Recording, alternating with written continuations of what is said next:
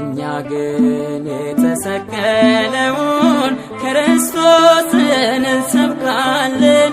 እኛ ግን በድል ያረገውን ኢየሱስን እንሰብካለን። ክብር ሁሉ ለእግዚአብሔር አምላካችን ይሁን።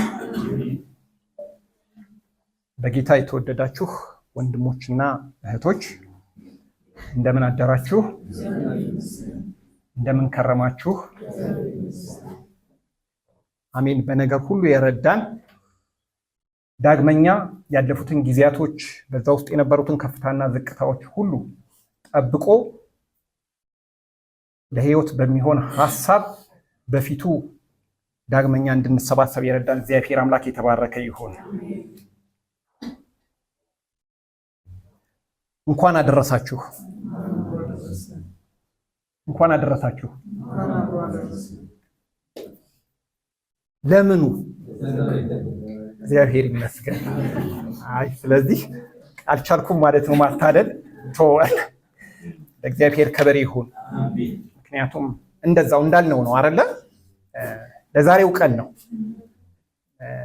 እንደምንለው እንደቀደመው ዘመናችን እንደቀደመው ህይወታችን እንደዛኛው ልማድ እንደዛኛው መንገድና አካሄድ በዛኛው ሐሳብና ልምምድ እኔም አልናገርም፣ እናንተም አትጠብቁ። ከእናንተ ምላሽ እኔም አልጠብቅም። ምክንያቱም ጌታ ኢየሱስ ክርስቶስ ያስተማረን ይሄንን ስለሆነ ያደረሰን ወስዶ ምኑ ጋር ያደረሰን?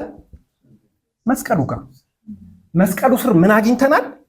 የተነገሩትን እነዛን የህይወት ፍጻሜዎች ያንን ደግሞ በቃሉ ነግሮናል። ስለዚህ አሁን እንደቀደመው ዘመናችን እና እንዳለፈው ልምምዳችን ያንን ጉዳይ አይደለም እኛ ደረስንበት ምንለው። የደረስነው አድራሻችን ክርስቶስ ወስዶ ያቆመን ወይም ወስዶ ያስቀመጠን እዚያ ስፍራ ሆነን ዛሬን መድረሳችንን እንኳን አደረሰን እንለዋለን። ክብር ለእግዚአብሔር ይሁን። ደግሞ እሱ ስላደረሰን እኛ ሄደን ቢሆን ኖሮ እንመለሳለን። እኛ ሄደን ቢሆን ሐሳባችንን እንቀይር ነበር። ምክንያቱም ምናልባት እኮ ጠዋት ስንነሳ ከእንቅልፋችን ማለዳ ላይ የነበረው ስሜታችን አሁን ላይኖር ይችላል። ያኔ ቀዝቅዘን ከሆነ አሁን ሞቀናል። ያኔ ጥሩ ሁኔታ ላይ ከነበረን አሁን ደግሞ ምናልባት የሆነ ትንሽ ዲፕረስድ ሆነ ሊሆን ይችላል። ለዛ ጌታ ግን ወሰደና እዛ ጋር አደረሰን። ስለዚህ አድራሻችን እሱ ስለሆነ ዛሬም እዛው ስፍራ በቃሉና በመንፈሱ ጠብቆን በህይወት አለን። ክብር ለእርሱ ይሁን። ስለዚህ አንጨነቅም፣ ልባችሁ አይታወክ። በእግዚአብሔር እመኑ፣ በእኔ ደግሞ እመኑ። እንዲህ ባይሆን ባልኳችሁ ነበረ ስፍራ አዘጋጃላችሁ ዘንድ እሄዳለሁ። ስፍራ ባዘጋጀሁላችሁ እኔ ባለሁበት በዚያ እናንተ ደግሞ እንድትሆኑ ዳግመኛ እመጣለሁ። ክብር ለጌታ ይሁን። ስለዚህ ጌታ ኢየሱስ ክርስቶስ አሜን። ያልተፈጸመ ተስፋ አለ። ምንም ነገር እንዳትጠብቁ፣ ምንም ነገር ተስፋ እንዳታደርጉ። ምንም ነገር አሁን እጃችን ላይ ቢሆን፣ ምንም ነገር አሁን ኪሳችን ላይ ቢሆን ያ ተስፋ አይደለም። ከክርስቶስ ኢየሱስ መምጣት ጋር ስናስተያየው ያ በፍጹም ተስፋ ሊሆን አይችልም። ያ ባልታወቀ ሁኔታ ዋጋው ሊወድቅ ይችላል። ብዙ ቀድሞው ምድርን ያሻገራሉ፣ ሀገርን ያኮራሉ የተባሉ ተጠብቀው የነበሩ ነገሮች አሁን ዋጋቸው ምን ሆኗል? ወርዷል፣ ወድቋል። የለም ሰዎችን በዛ ኪሳራ ገብቷቸዋል። መንግስትም በዛ ተጨንቆ ሊሆን ይችላል። እኛ ጋር ብቻ አይደለም አሁን ስለ ፖለቲካ ግን እንደ ዓለም ሁኔታ እነዛ ነገሮች አቅጣጫ እየቀየሩ ይመጣል። ነገር ግን የሰጠን ተስፋና ያዘጋጀልን ስፍራ በፍጹም ሊለወጥ የማይችል ጌታ ኢየሱስ ክርስቶስ ያንን ተስፋ ሊፈጽም ይመጣል። ክብር ለእርሱ ይሁን። ስለዚህ በዛ ብቻ እንወጣለን፣ በዛ ብቻ እንገባለን፣ በዛ ብቻ ተስፋ እናደርጋለን። እሱን ተስፋ ስላደረግን የያዝናቸው የጨበጥናቸው ወደፊት የምናስባቸው ነገሮች ሁሉ ለእኛ ተስፋ አረዱ። በሁሉ ነገራችን ላይ ተስፋችን የጌታ ኢየሱስ ክርስቶስ መምጣት፣ ይልቁንም አሁን የምናያቸው ነገሮች አይደለ የጌታን በደጅ መሆን ነው የሚያሳዩን። አንድ ነገር አይነበረ ነግሬያችሁ ልለፍ። በፊት እላችሁ ነበረ ምናልባት እንግዲህ የእግዚአብሔርን ቃል ስንነጋገር ጌታ ኢየሱስ ክርስቶስ አንድ እግሩ ምናልባት ግቢ ውስጥ ገብቶ ሊሆን ይችላል እና ከዛ በኋላ አንደኛው እግሩ ነበር። እንደሱ አይደለም አሁን ያለው ሁኔታ የሚያመለክተን። ግን እነዚህ የሰርግ ዲዛይነሮች የሚሰሩትን ነገር መቼም እናያለን በሆነው ምክንያት አይደለ ከዓለም ስላልተለየ እና እንደዚህ ሙሽራው እንደዚህ ትሆንና ሙሽራው ይገባል ስጦታውን ይዞ፣ ከዛ መካከል ላይ ማይደረደራል ሚዜዎች። አንዳንዶቻችን ስላለፍ ነው ምናልባት ያንን አናየም። የሚያዩት ግን ይጠብቃሉ። ክብር ለእግዚአብሔር ይሁን። ብዙ ተስፋ ስላለን በዛ እና ሚዜዎች ይሆናሉ። እንደዚህ ከኋላ ሙሽራዋ ትሆናለች። ሙሽራይቱ ጋር ነው የሚሆነው ከሚዜዎቹ ፊት አይደለም። እንደዚህ ይፈልጋል የሆነ ቀዳዳ አግኝቶ ሰብሮ ገብቶ በር ላይ ቢሆን ብዙ ትግል አለው። አሁን እንትን ሆኗል። በር ላይ ብዙ ጡንቻ ያላቸው ሰዎች ይቆሙና ሙሽራው እንዳይገባ መገፋፋት፣ እንደዛ አይነት ነገር አለ። ልማዱ ምንም ይሁን ምን ባናውቀው፣ ግን ሙሽራው ገብቶ ቤት ውስጥ ሚዜዎችን የሚጠብቅበትን ሁኔታ ታያላችሁ። ከዛ እነሱን አልፎ ሙሽራዋ ጋር ለመድረስ ሙሽራዋ እኮ ኦልሬዲ ተዘጋጅታለች። ምንም ነገር ጨርሳ ነው የምትጠብቀው። እሱን ነው እሷም የምትጠብቀው። እሷም ማግኛ መንገድ ነው እሱም የሚፈልገው። ስለዚህ የሆነች ሳሳ ያለች ሚዜ ካገኘ በዛች በኩል ሹልክ ይልና ልክ አሁን ያለንበት ሁኔታ የክርስቶስ ኢየሱስና የምድርን ማለፍ በእንደዛ አይነት ሁኔታ የሚያሳዩን ምልክቶች ናቸው ያሉት። ክርስቶስ ኢየሱስ ሙሽሪቱን ቤተክርስቲያን እንዲህ በቅርበት እያያት ነው። አንድ ቀን ግን አለፍ ብሎ መጥቶ ይወስዳታል። ክብር ለእግዚአብሔር ይሁን። በእንደዛ አይነት ሁኔታ ነው ያለነው። ምክንያቱም ምልክቶች ሁሉ ሳናስባቸው እየተጠቀለሉ እኛ ባልጠበቅንበት ሁኔታ ጌታ ኢየሱስ ክርስቶስን አጠገባችን እያደረሱት ነው። ስለዚህ ወደ ጌታ ልንሄድ ካልሆነም ጌታ ሊመጣ በጣም ተቀራርበናል። ስለዚህ ሁልጊዜ በዚህ ሐሳብ ነቅተል ልንጠብቀው ይገባል። ክብር ለእግዚአብሔር ለአምላካችን ይሁን።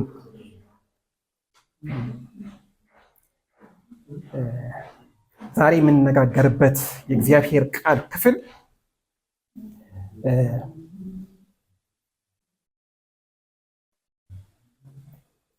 ግሩምና ድንቅ ሆኜ ተፈጥሬያለሁና ክብር ለእግዚአብሔር ይሁን። መዝሙር በቅንፍ 139 ላይ ይሄ ቃል አለ። ከ1 እስከ 18 ሙሉ ሐሳብ ይሄን ነው የሚገልጸው። ምናልባት የቀደመው ዝማሬያችን ትዝ ይላችኋል። አዝማቹን እናንሳና እንበለው እስቲ።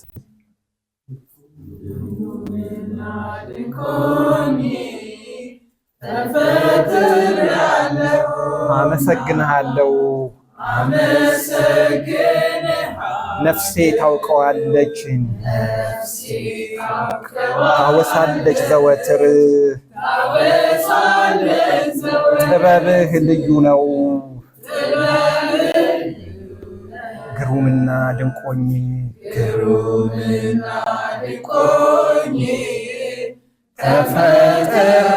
ተፈጥሬያለሁና አመሰግንህ። ነፍሴ ታውቀዋለች፣ ታወሳለች ዘወትር። ጥበብህ ልዩ ነው። እንደዛ ነው አይደል የተፈጠርነው? ግድ የለም እግዚአብሔር ይረዳናል። ከበቃን እንዘምረዋለን።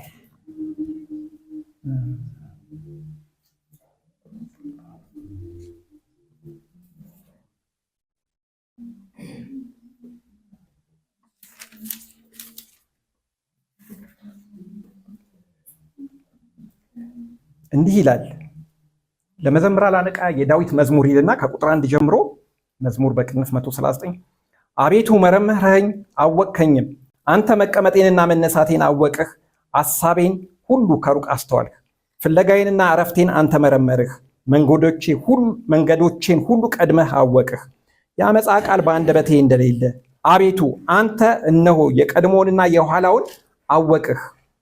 አንተ ፈጠርኸኝ፣ እጅህንም በላይ ያደረግህ። ዕውቀትህ ከኔ ይልቅ ተደነቀች፣ በረታች፣ ወደ እርሷም ለመድረስ አልችልም።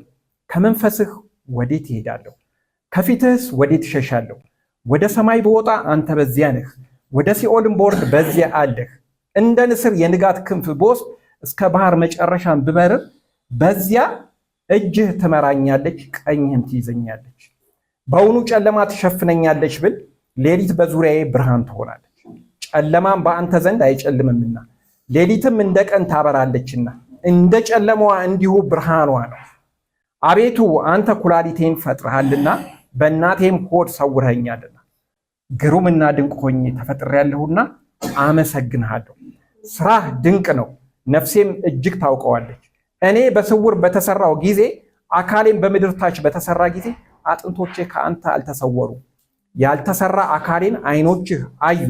የተፈጠሩ ቀኖቼ ሁሉ አንድም እንኳን ሳይኖር በመጽሐፍ ተጻፉ። አቤቱ ሐሳቦች በእኔ ዘንድ እንደምን እጅግ የተከበሩ ናቸው። ቁጥራቸውም እንደምን በዛ። ብቆጥራቸው ከአሸዋ ይልቅ ይበዛሉ። ተነሳሁም እኔም ገና ከአንተ ጋር ነኝ ይላል። ለእግዚአብሔር ክብርና ምስጋና ይሁን።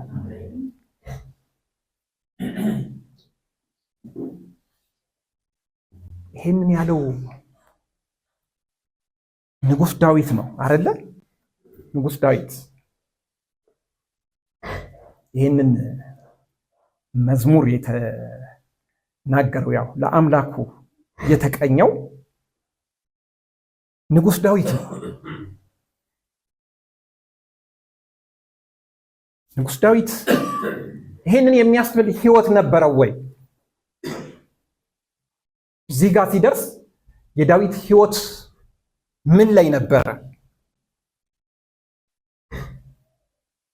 ዳዊት ያለፈበት ህይወት ምንድን ነበረ?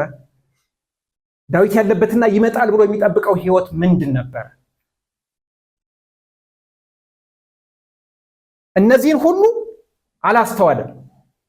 ግን እግዚአብሔር እርሱን የፈጠረበትን ምስጢር በእርሱ ሊያከናውን የወደደው ነገር ያንን ፍጻሜ እየተመለከተ ዳዊት ለምስጋና ተነሳ።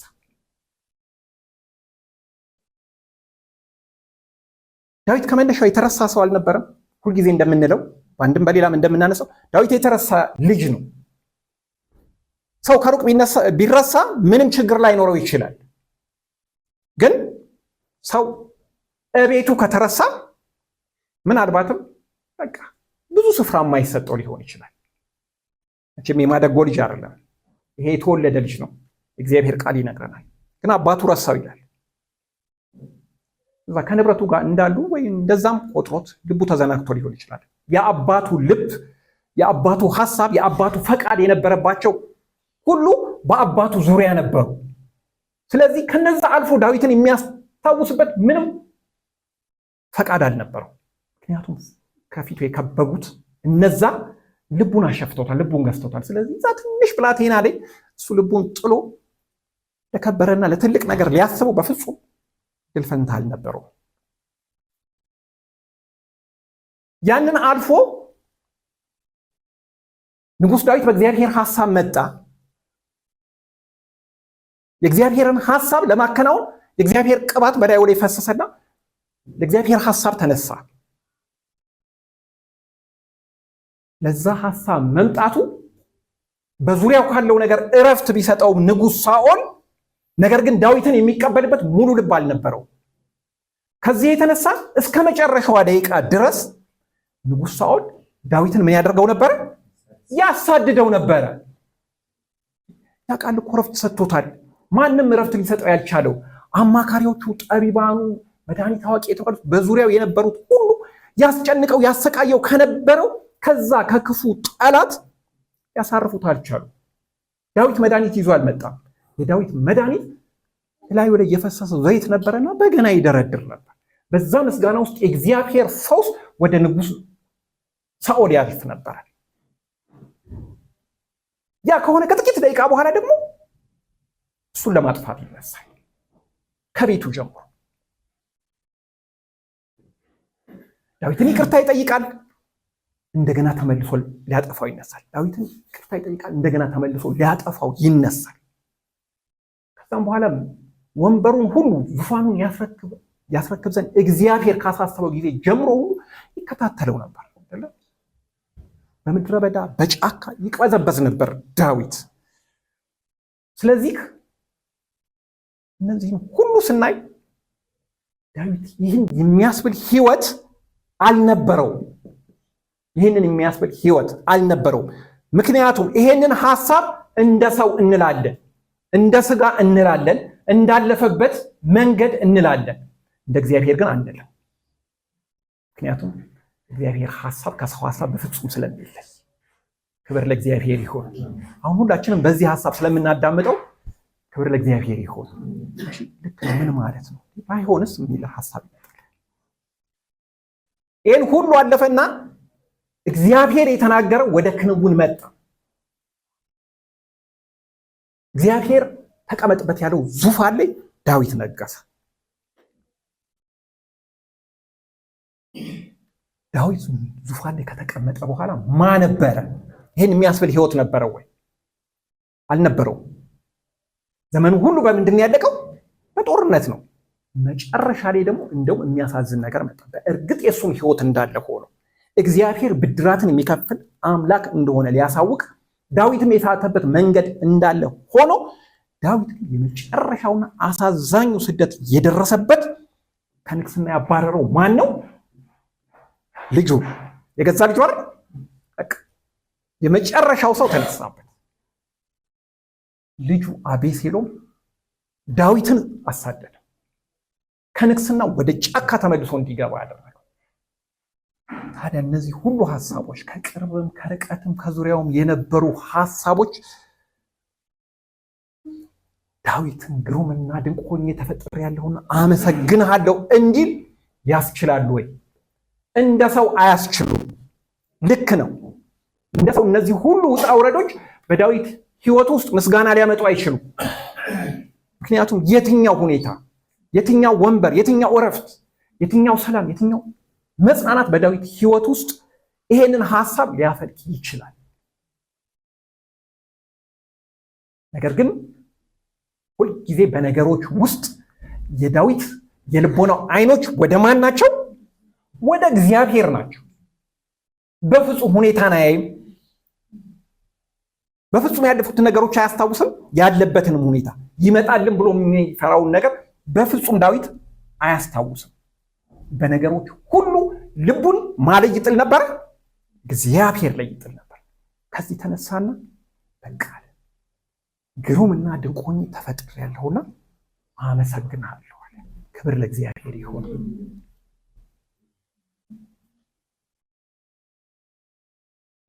ዛሬ ምናልባት ይሄኛውን ኪዳን ተሻግረን እዚህኛው ኪዳን ውስጥ ያለውን ዳዊት እያየን ነው።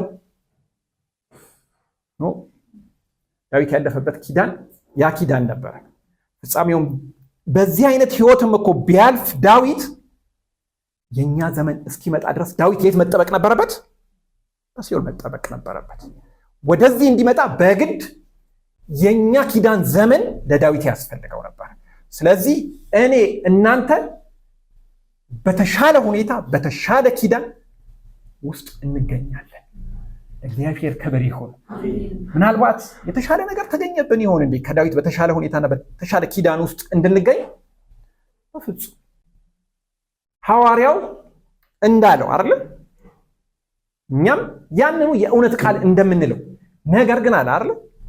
የኃይሉ ታላቅነት አይደል የሚለው የቆሮንቶስ ክርስቲያኖች ሲጽፍላቸው በብዙ ጣውረድ ውስጥና በብዙ ጭንቅ ውስጥ ነበሩና ነገር ግን የኃይሉ ታላቅነት ከእግዚአብሔር እንጂ ከኛ እንዳልሆነ ይታወቅ ዘንድ ይህ የከበረ መዝገብ በምን ውስጥ ተቀመጠ? ክብር ለእግዚአብሔር ይሁን። የከበረ መዝገብ ነው ክርስቶስ ኢየሱስ። ሸክላ ነው እኛነታችን።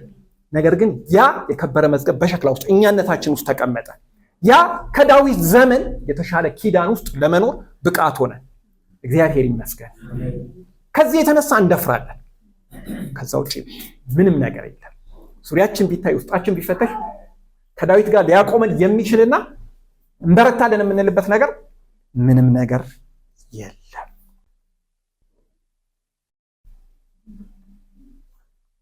ዳዊት በእንዲህ አይነት ሁኔታ ይሄንን አለ፣ በእንዲህ አይነት መንገድ ውስጥ ይሄንን ሐሳብ አፈለቀ ስንል በቀጥታ ምንም ጥያቄ የለውም ዳዊትን አስበን እሱ ጋር ሆነን እዛኛው ኪዳን ላይ ተቀምጠን መቅረት የለብንም። ምክንያቱም እሱ በዘመኑ የእግዚአብሔርን ሐሳብ ካገለገለ በኋላ ታሰበለት ክብር ገብቷል። ወደዛ ለመሄድ ጉዞ የጀመርን እኔና እናንተ በምድር ሁሉ ዙሪያ ደግሞ የተበተኑ ቅዱሳን አሉ። ዛሬ እኛ በምን አይነት ሁኔታ በምን አይነት ሐሳብ ውስጥ አለን? ዛሬ እንግዲህ ይሄ አይደለ የመጽሐፉ አካሄድ። የቅዱሳኑን ሕይወት አይተን ያ የቅዱሳን ሕይወት እዛ ጋር ተንጠልጥሎ እንዲቀር አይደለም። አንድ ነገር ሆኗል። ከዛ ከቅዱሳን ሕይወት ተምረን በክርስቶስ ኢየሱስ የተደረገውን ሐሳብ ይዘን እኛ ደግሞ ጉዞ ጀምረናል። አሁን እኔና እናንተ ምናልባት ዛሬ ጌታ ረድቶን አዲስ ዘመን ያልንበትን እንደሰው አቆጣጠር እንደ ሀገራችን እንደ ምድራችን አቆጣጠር አዲስ ዘመን ያልንበትን ከሁለት ሳምንት አልዘለልንም አይደል? ብዙ ሁለተኛው ሳምንት ውስጥ ነው ያለነው። እንደው ከተቀበልናቸው ሁለት ሳምንታት ውስጥ ያለፍንባቸውን ሁኔታዎች አይተን ምን ውስጥ አለን? ዘመኑ ብዙ ሳይርቅ ከእግዚአብሔር ጋር ጉዳዮቻችንን በምስጋና ለማስተካከል በምን ውስጥ አለን? እኛ ዳዊት ያለፈበትን የህይወት አቅጣጫ የመጨረሻውንም ግብ አይተናል። ያም እኛ እንድናልፍበት እግዚአብሔር በመንፈስ ቅዱስ አማካኝነት በቅዱሳኑ ተጽፎ እንዲቀመጥ ለኛ አድርጎታል። ክብር ለእርሱ ይሁን። ስለዚህ እኛ ዘመኑ ሳይረፍድ ብዙ ሳይል መጨረሻ ላይ በዚህ ዘመን ደግሞ በእንዲህ አይነት ሁኔታ ውስጥ አለፍን እንዳንል በነገሮቻችን ሁሉ ላይ በምስጋና ከአምላካችን ጋር ተጣብቀን መቅረት እንድንችል እግዚአብሔር በዘመን ማለዳ ላይ ይህንን ሐሳብ ወደ ውስጣችን ሊያስቀምጥ መጥቷል። ብዙ እንዳንርቅ ሁለቱን ሳምንታቶች ብቻ ነው ያለፍንባቸውን ሁለት ሳምንታቶች። እነዛ ሳምንታቶች በእኛ ህይወት ውስጥ ምን አመልካች አቅጣጫዎች ነበሯቸው? እርግጥ ነው ብዙ አጀንዳዎች መስመር እንዲይዙ የምንሯሯጥባቸው ሁኔታዎች አሉ። በነዛ ውስጥ ከፍታ ሊኖር ይችላል፣ ዝቅታ ማግኘት ሊኖር ይችላል፣ ማጣት፣ ተራራና ሸለቆ ይፈራረቃሉ። ይሄ የሰው የህይወት አንዱ አካሉ ስለሆነ በዚህ ምድር ላይ እስካለ ድረስ ግን በእነዚህ ሁኔታዎች እነዚህ ሁለት ሳምንት እኛን ከእግዚአብሔር ጋር ባለን ጉዳይ ምን እያደረጉን አልፈዋል ሁለቱ ሳምንቶች። ምክንያቱም ዛሬ ላይ ማስተካከል ከቻልን ቀጣይ አካሄዶቻችን በዚህ ሪትም ይሄዱና አመቱ መጨረሻ ላይ ነገሮቻችንን ከእግዚአብሔር ጋር በምስጋና እንደጠቀለልን እናስተውልና ከምስጋና ባለ ዕዳነት ቢያንስ ነፃ እንወጣለን። ክብር ለእግዚአብሔር ይሁን። ህይወታችንን እያየን የሁለቱን ሳምንት ህይወት ሁላችንም ማየት ስላለብን ነው፣ ግድ ነው። ምክንያቱም እንደዚህ ስለኔም ህይወቴና ያለው ግድ ነው። ከመቆምና ከመቀመጥ ውጪ ምንም ልዩነት ስለሌለ በእያንዳንዳችን ህይወት ውስጥ በእኔ ህይወት ውስጥ የሚያልፈው እናንተ ህይወት ውስጥ አለ፣ በእናንተ ህይወት ውስጥ ያለው በሌላው ህይወት ውስጥ አለ። እንዲሁ በቅዱሳን ህይወት ውስጥ የሚመላለሱ በአንድም ይሁን በሌላ በክፉም ይሁን በደግ የሚመላለሱ ነገሮች ስላሉ እነዛ ነገሮቻችን ህይወታችንን ምን አድርገው ታለፉ? በሁለት ሳምንት ውስጥ አንርቅም ብዙ ከዚህ በኋላ። ምክንያቱም ለማስተካከል መንገዶቻችን ጥርጊያዎቻችንን ለማስተካከል ስለሚረዱ ነው። እግዚአብሔር ይረዳናል። እግዚአብሔር እኛን ለምን ሐሳብ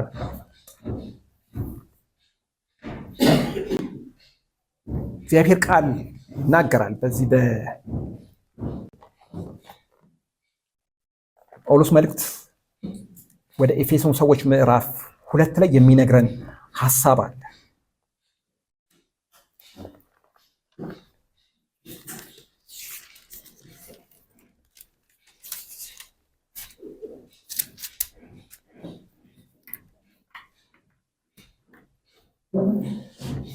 እግዚአብሔር እኛን የፈጠረበት ሐሳብ ቅድም ዳዊት የተፈጠረበትን ሐሳብ ካለፈበት መንገድ ጋር እያስተያየ ቢሆንም እያለ ለምስጋና እንደሄደው ሁሉ እግዚአብሔር እኛን የፈጠረበት ሐሳብ አለ። እዚህ ኤፌሶን ምዕራፍ 2 ላይ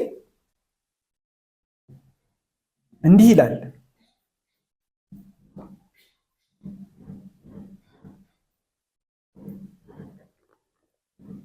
በበደላችሁና በኃጢአታችሁ ሙታን ነበራችሁ፣ በእነርሱም በዚህ ዓለም እንዳለው ኑሮ በማይታዘዙትም ልጆች ላይ አሁን ለሚሰራው መንፈስ አለቃ እንደሆነው በአየር ላይ ስልጣን እንዳለው አለቃ ፈቃድ በፊት ተመላለሳችሁባቸው ይላል። ያለፈ ህይወታችን ነው። በእነዚህም ልጆች መካከል እኛ ሁላችን ደግሞ የስጋችንና የልቦናችንን ፈቃድ እያደረግን በስጋችን ምኞት በፊት እንኖር ነበር። እንደ ሌሎችም ደግሞ ከፍጥረታችን የቁጣ ልጆች ነበርን ነው የሚለው። ነገር ግን እግዚአብሔር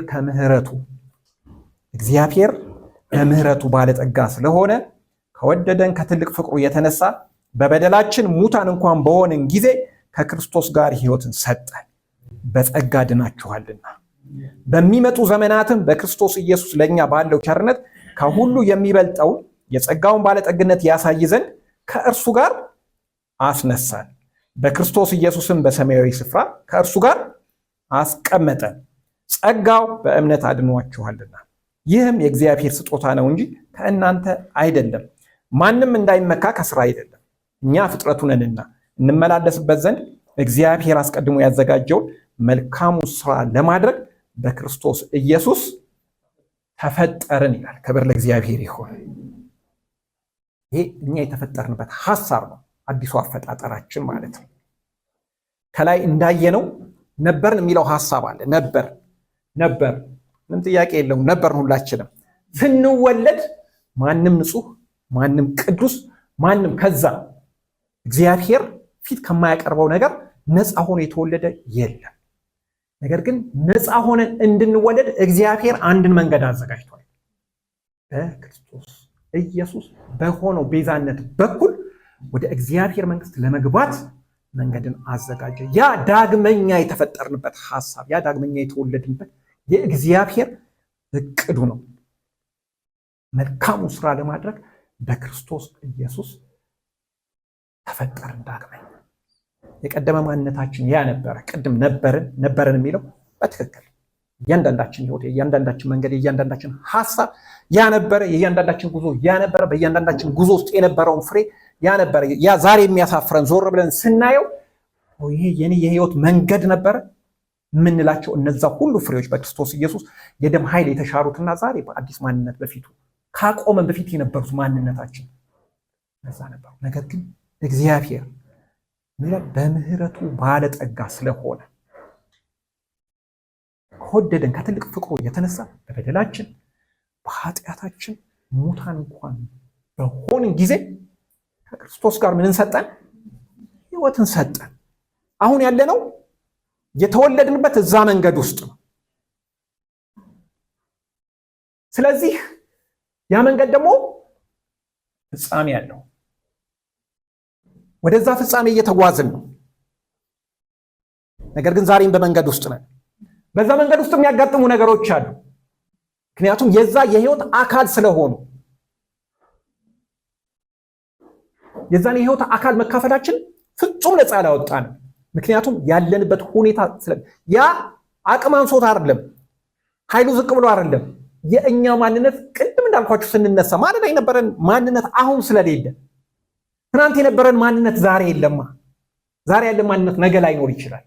ነገር ግን በዘመናት ሁሉ ይሄን ማንነታችን እያስተካከልን ወደዛ ሙላት እንድንሄድ በመንፈሱ አማካኝነት የሚረዳን ጌታ አለ። ክብር ለእርሱ ይሁን።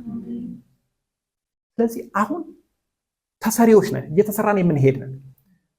ነገር ግን አላለቅም አይደለ? የምናልቅበት ሰዓት አለ።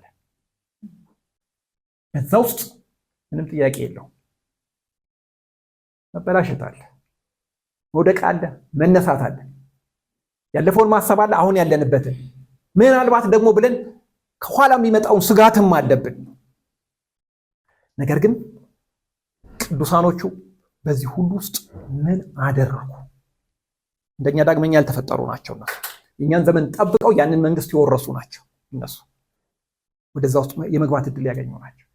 ምን አደረጉ? ግሩምና ድንቅ ሆኜ ተፈጥሬያለሁና አመሰግንሃለሁ አለ። ይሄን ሁሉ እኮ ጨርሶ ማረፊያው የት ነው ስንል አሁን እኛ የምንገባበት የምንጠብቀው እዛ ተስፋ ውስጥ አይገባም፣ ይቆማል። ለምን? የእኛ ዘመን ስለሚያስፈልገው። ለምን? ክርስቶስ ኢየሱስ እስኪመጣ ድረስ በዛ መዋሃድ ስላለበት።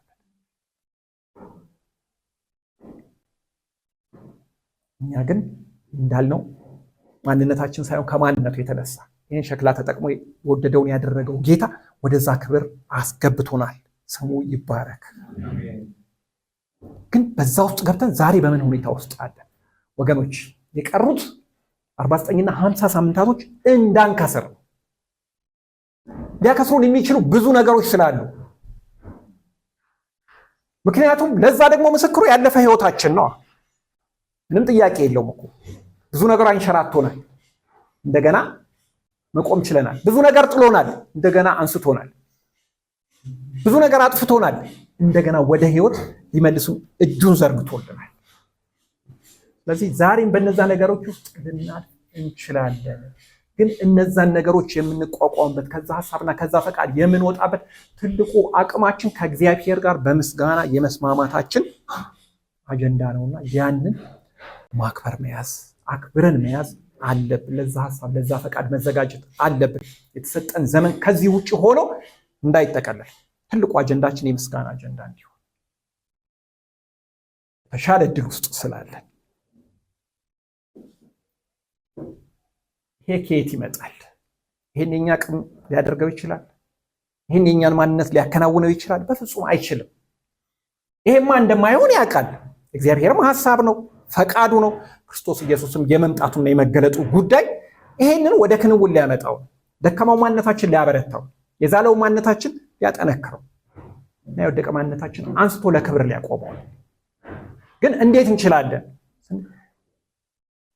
እንችላለን። በምን እንችላለን ስንል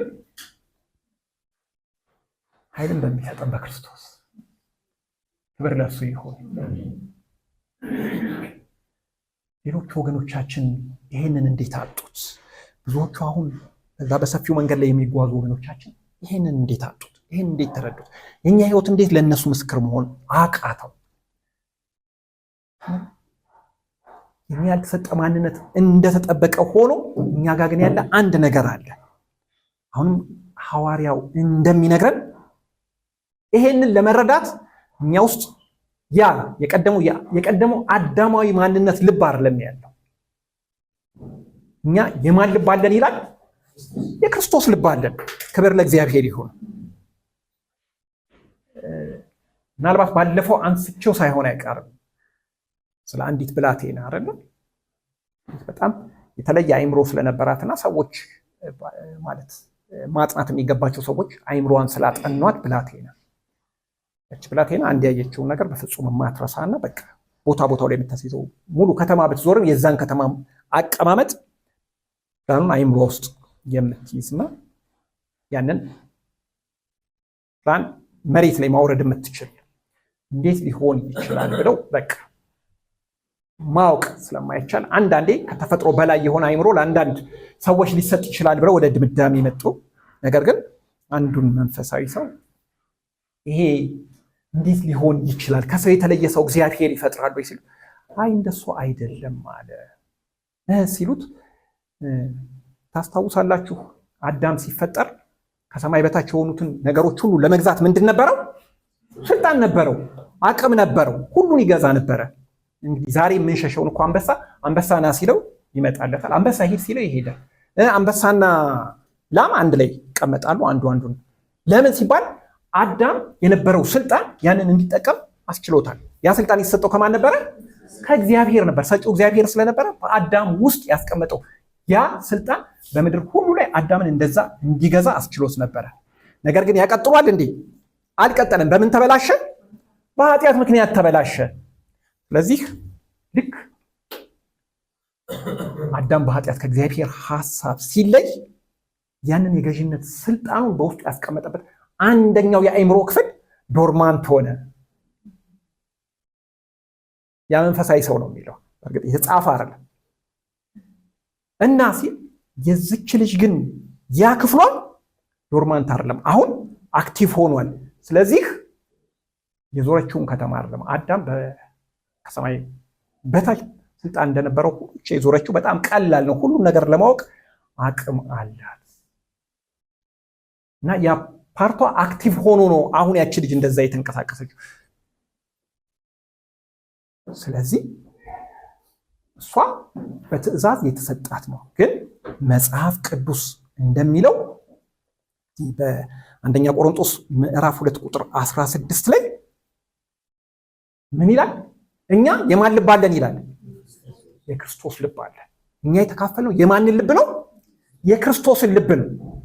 እንግዲያውስ ይሁን ተብሎ አይደለም የተሰጠ የክርስቶስን ልብ እኛ አሁን ተካፍለናል። በዛ ስናምን እንግዲያው ምን ያህል የበለጠ ስልጣንና የበለጠ ክብር እኛ ውስጥ አለ። ለጥቂት ደቂቃ በዛ በተሰጠን የክርስቶስ ልብ ማንነት እኛ በትክክል ለእግዚአብሔር ሐሳብና ፈቃድ ብንቆም ምን ያህል ነገር ልንሰራ ምን ያህል ፍሬ ልናፈራ እንችላለን። የተሰጠን የስልጣን ቃል አይደለማ፣ የተካፈልነው የክርስቶስ ልብ ስለሚሆን እና በዛ ሐሳብና በዛ ፈቃድ ዳግም በመፈጠራችን ሁሉን ለመረዳት ለማየት መንፈስ ቅዱስ አቅም ያለን ያ አዳም የሚገዛበት ጥበብ አይደለም።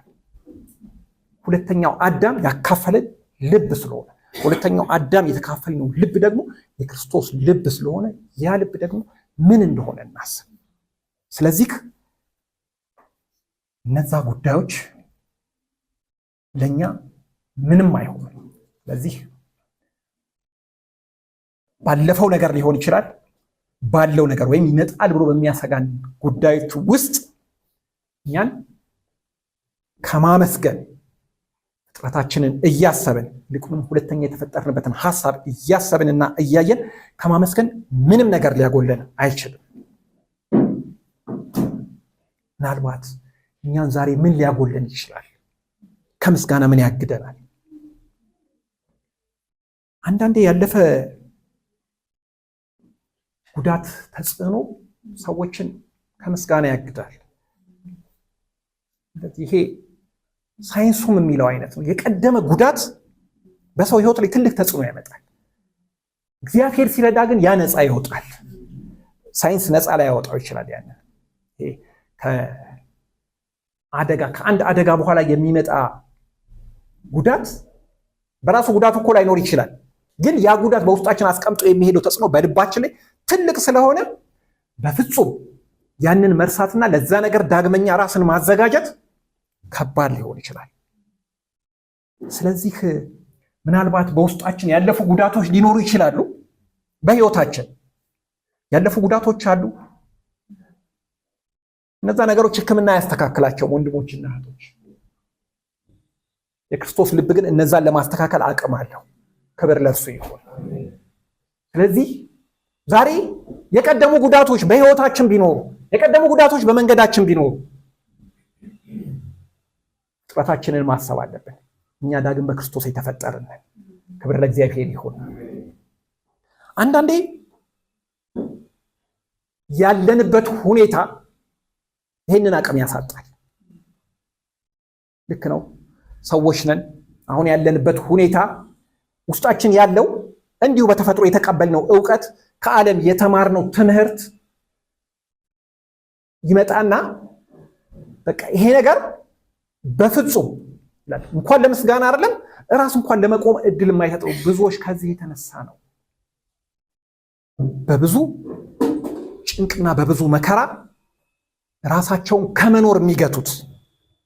በቃ ይሄዱና ያሉበት ሁኔታ አቅም ሲያሳጣቸው በቃ ከዚህ በኋላ መኖር ለምን ይላሉ። ስለዚህ ሰው ጨክኖ በራሱ ላይ ይወስናል። እንዴት ስንል ያለው ሁኔታ ልክ ነው፣ ያንን ሊያሳይ ያንን ሊናገር ይችላል። ግን አሁን ሁኔታው አይደለም እኛ ጋር ያለው፣ ሁኔታው ሊቋቋም የሚችል ልብ እኛ ውስጥ አለ። ያ ልብ ደግሞ ዳግመኛ ስንፈጠር በክርስቶስ ኢየሱስ የተካፈልነው ልብ ነው። ለምን? ቃሉ ስለሚለን፣ ቃሉ እንደሚለን እንደዛው ስለሆነን እኛ ክብር ለእግዚአብሔር ይሁን። እኛ የክርስቶስ ልብ አለን ካለ የክርስቶስ ልብ ነው እኛ ያለን። ስለዚህ የክርስቶስ ልብ ደግሞ አሁን ካለው ሁኔታ በላይ ስለሆነ በነዛ ሁኔታዎች ላይ አቅም ሊሰጠን እንጂ በነዛ ሁኔታዎች ተሸንፈን እኛን ከመንገድ ሊያስወጣና ለዛ ሐሳብና ለዛ ፈቃድ ሙሉ ማንነታችንን እንድንሰጥ ስለማያስፈልጋል። ሌላው እነዚህ ሁለቱ የሚያስከትሉት ውጤት ነው። ቀድመን ወዳየነው ሐሳብ ወደ ዳዊት ሐሳብ እንሂድና በተለይ ቁጥር 10 ላይ ቁጥር 15 ላይ እንዲህ የሚል ቃል አለ። እኔ በስውር በተሰራው ጊዜ እግዚአብሔርን ካመሰገነ በኋላ ማለት ነው። ቁጥር 14 ላይ እኔ በስውር በተሰራው ጊዜ አካሌም በምድር ታች በተሰራ ጊዜ አጥንቶቼ ከአንተ አልተሰወሩም። ያልተሰራ አካሌን ዓይኖችህ አዩኝ፣ የተፈጠሩ ቀኖቼ ሁሉ አንድስ እንኳን ሳይኖር በመጽሐፍ ተጻፉ ይላል። ስለዚህ የዳዊት ሕይወት በእግዚአብሔር አጀንዳ ውስጥ ሙሉ ሆኖ አለ ማለት ነው። ስለዚህ የዳዊትን ሕይወት ሁኔታዎች አይገዙትም፣ ሁኔታዎች አይገድቡትም፣ ሁኔታዎች ማቆምና መንቀሳቀስ በፍጹም አያደርጉም። በዳዊት ሕይወት ውስጥ ምን አለ ማለት ነው? ከዛ በላይ የሆነ ነገር ዳዊት በእግዚአብሔር መንፈስ አይቷል። ለዚህም ነው እኔ በስውር በተሰራው ጊዜ ያለ አካሌ በምድር ታች በተሰራ ጊዜ አጥንቶቼ ከአንተ አልተሰወሩም። አሁን የሚታየው ነገር አይደለም፣ የማይታየው ውስጥ የተሸፈነው ያ ማንነት እንኳን በአንተ ፊት ሕያው ነበረ። እኔ አላውቅም፣ ግን ያንን አንተ ታውቀው ነበረ። እኔ አልረዳም፣ ነገር ግን አንተ ይሄንን ትረዳው ነበረ። ስለዚህ ከአሁን ሁኔታ እንዴት እኔን ከምስጋና አደባባይ ሊያቆመኝ ይችላል? አንተን ከማመስገን። ምክንያቱም ስሪቴ የራሱ ከመነሻው እጅግ ግሩም ነበር። ሌላው ዝቅ ይልና ቁጥር 16 ላይ ያልተሰራ አካሌን ነው የሚለው። ያልተሰራ አካሌን ዓይኖች አዩ፣ የተፈጠሩ ቀኖቼ ሁሉ አንድስ እንኳን ሳይኖር በመጽሐፍ ተጻፉ። ያልተሰራ አካሌን ዓይኖች አዩ። ለሰዎች ነው ያልተሰራ ማንነት የማይታየው አይደል? በእግዚአብሔር ዘንድ ግን ይታያል። ያ በእግዚአብሔር ዘንድ ግን ያ ሕያው ነው። ያልተፈጠሩ ቀኖች እንዴት ሊታዩ ይችላሉ? በፍጹም። ያልተፈጠሩ ቀኖች እኮ ለብዙዎች ለሰው ልጆች ስጋቶች ናቸው። ግን ያልተፈጠሩ ቀኖች በእግዚአብሔር ዓይን ይታያሉ። እሱ አይደል በፕሮግራም የሚያሳልፋቸው እያንዳንዱን ቀናት። ስለዚህ ያልተፈጠሩ ቀኖች ለእኛ እንጂ ስጋቶች የሚሆኑ ለእግዚአብሔር አሉ። ለምን ስንል እግዚአብሔር በአጀንዳ በዓላማ እንዲያልፉ ያደርጋቸዋል። ስለዚህ ስጋት አልሆኑበትም። እንዴት ስንል ተረድቷል። እሱ እግዚአብሔር ረድቶታል።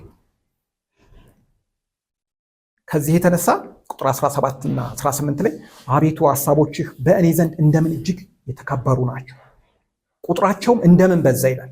የእግዚአብሔር ሐሳብ በእኔ ዘንድ እንደምን እጅግ የተከበሩ ናቸው። እነዛ ቅድም ያነሳናቸው ሐሳቦች፣ የመረሳቱ ጉዳይ በእግዚአብሔር ዘንድ እንዴት የከበረ ነበር። በዳዊት ዘንድና በሚታዩ ሰዎች ሁኔታዎች ውስጥ ወደ ንጉሥ ቤት ሲመጣ የነበረው ሁኔታ እንዴት የተከበሩ ናቸው። እነዛ ሁኔታዎች ዳዊትን ለመስራት ወደ ከበረው ሐሳብ ለማምጣት የእግዚአብሔርን ክንድ ለማሳየት እንዴት እጅግ የተከበሩ ሐሳቦች ነበሩ።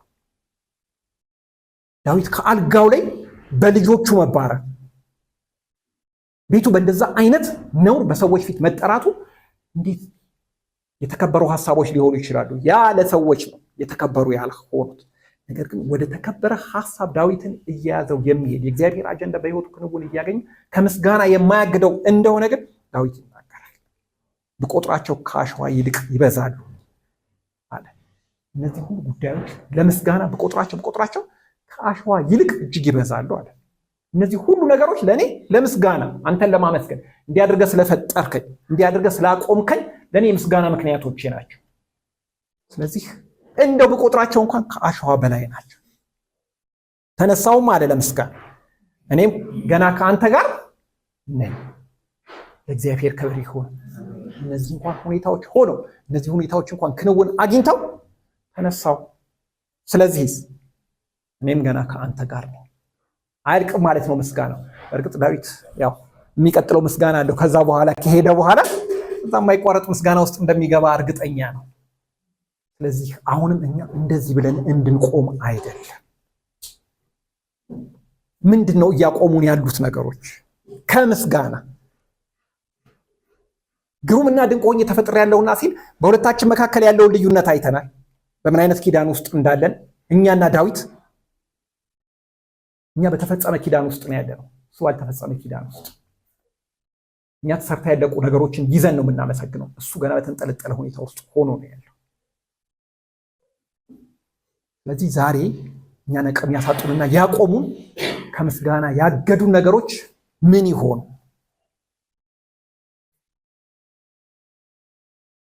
ያለፉት ያው ገና ያልተሰራው እኮ አካሌን አለ ዳዊት። ገና ያልተሰሩ እኮ በህይወታችን የሚሰሩ በህይወታችን ክንውን የሚያገኙ በዘመናችን ሁሉ እግዚአብሔር ፈቅዶ የህይወታችን የመጨረሻው ምዕራፍ እስኪዘጋ ድረስ በህይወታችን የሚሰሩ ነገሮች አሉ። አካላቶች ሲል በእርግጥ ማንነታችን ላይሆን ይችላል። ይሄም የምናየው ፊዚካል ማንነት አይደለም። ግን አካላታችን በህይወታችን ውስጥ የሚያልፉ እያንዳንዳቸው ምዕራፍን የያዙ ጉዳዮች አሉ። ምዕራፉን የያዙ ክንውኖች አሉ። እነዛ ሁሉ አካል እየለበሱ ሲወጡ እኛን ምን ያደርጉን ይሆን? ያቆሙናል? ከእግዚአብሔር ሙሉ ለሙሉ ያስወጡናል? ወይስ አሁን እንደጀመረው ከእግዚአብሔር ጋር በምስጋና ጉዟችንን እንድንፈጽም ያደርጉናል? ወገኖች ዳዊት በእነዚህ ሁሉ ነገሮች አልታገደም። በእነዚህ ሁሉ ነገሮች አልቆመም በፍጹም። ስለዚህ ያለፈውና ዛሬ ያለንበት አይደለም። ከፊታችን እንኳን የሚመጡ ነገሮች ቢኖሩ በቃ ፍጥረታችንን እናስባለን። እንዴት እንደተፈጠርን፣ ለምን እንደተፈጠረ መጨረሻው እግዚአብሔር በእኛ ህይወት ያለው አጀንዳ ምን እንደሆነ ስለተረዳ እንዴት ስንል በዛ በተካፈልነው የክርስቶስ ልብ ስለምንመራ፣ ስለምናስብ፣ ስለምንመላለስ በዛ መጠን ወደ እግዚአብሔር ሐሳብ፣ ወደ እግዚአብሔር ፈቃድ በምስጋና ሳይረፍድብንና ባለ ዕዳ ሳንሆን መጠጋት አለብን። ይረዳናል እግዚአብሔር። ወገኖች ምክንያቶች እንዳያቆሙ ዛሬ ትናንትና የጎዱን ዛሬ የያዙ ነገ ይመጣሉ ብለን የምንሰጋቸው እነዛ ጉዳዮች በፍጹም ከእግዚአብሔር ጋር ባለን የምስጋና ጉዳይ ለድርድር የሚያቀርቡን እንዳይሆኑ። ስለዚህ ከዓመቱ የመጀመሪያው ሳምንታት ላይ እግዚአብሔር እንዲህ ካለን ሊያቆሙን የሚችሉ ነገሮች ከፊታችን ሊፈጠሩ ይችላሉ። ግን እነዛ ጉዳዮች እንዳያቆሙ ይረዳናል እግዚአብሔር። እኛ ግን የተሰቀለውን ክርስቶስን እንሰብካለን። እኛ ግን በድል ያረገውን ኢየሱስ